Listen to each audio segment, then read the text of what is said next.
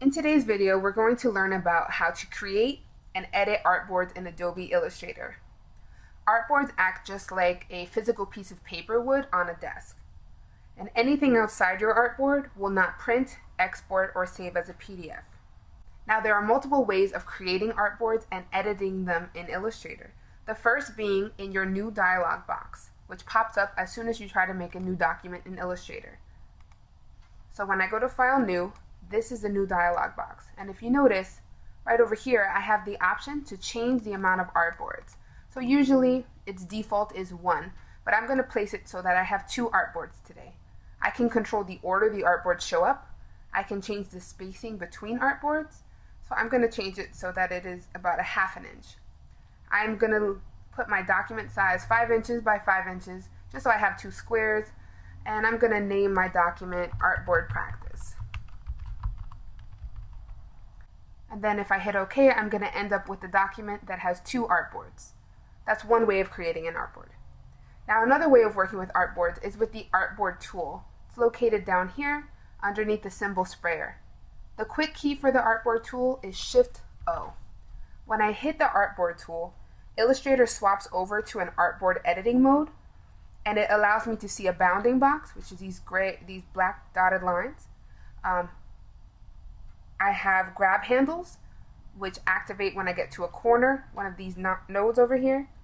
And I see something called crop marks, which deal with how things are cut when you print, which is something we're not really concerned about right now, but it's good to know. And I have a dragger cursor, so I can move my artboard, and I can resize them, make them larger or smaller. I can line them up. Maybe I overlapped it here by accident. I have the option of dragging it over.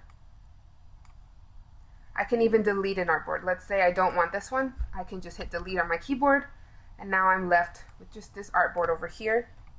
So it's a quick, easy way. Now, if you notice, once I placed the Artboard tool, or I activated the Artboard tool, on the top, my control panel has shifted to an Artboard control panel. It allows me to set up presets of certain size documents. So let's say I'm designing screens for an iPad. I can add iPad here, and it will give me the size of the screen.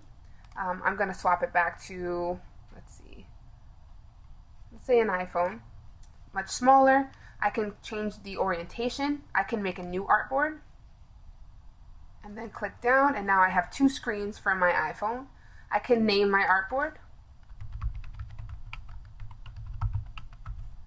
and I can control like crop lines and center lines. I can even change the width, the X value, and the height, which is really useful. Now, the last way to edit artboards is using the Artboard panel.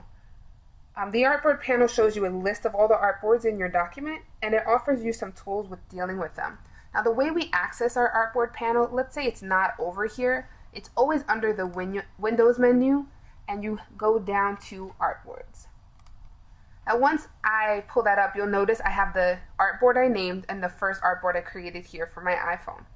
Now, these settings, I can swap between artboards, change the order, I can make a new artboard, and I can even delete an artboard.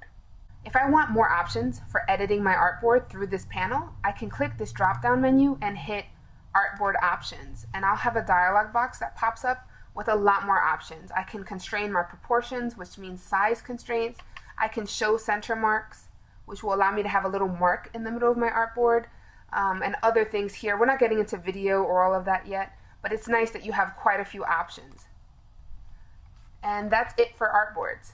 Now, today's activity will have you working with multiple artboards, where you will rename, delete, move around, and play with the Artboard tool, Artboard panel, and the control panel.